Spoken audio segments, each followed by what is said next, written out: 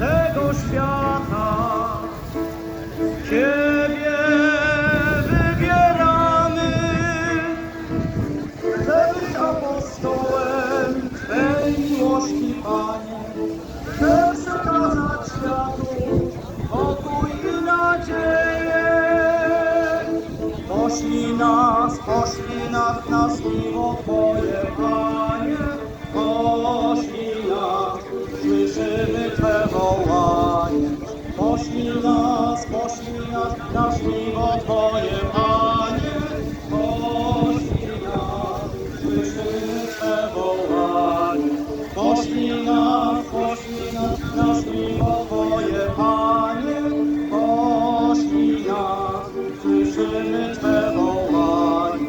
Poślij nas na słowo Twoje, Panie. Poślij nas, słyszymy Twe wołanie.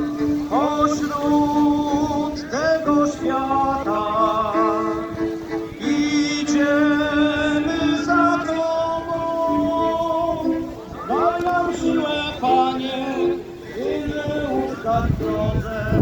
Pośród tego świata dzielimy się Tobą, aby wszyscy ludzie odnaleźli miłość, odzyskali wiarę i żyli nadzieją.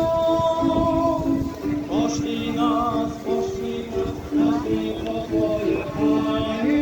Poślij nas, słyszymy Twe wołanie. Poślij nas na słowo Twoje, Panie. Poślij nas, słyszymy Twe wołanie.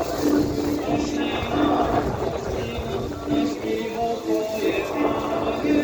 Poślij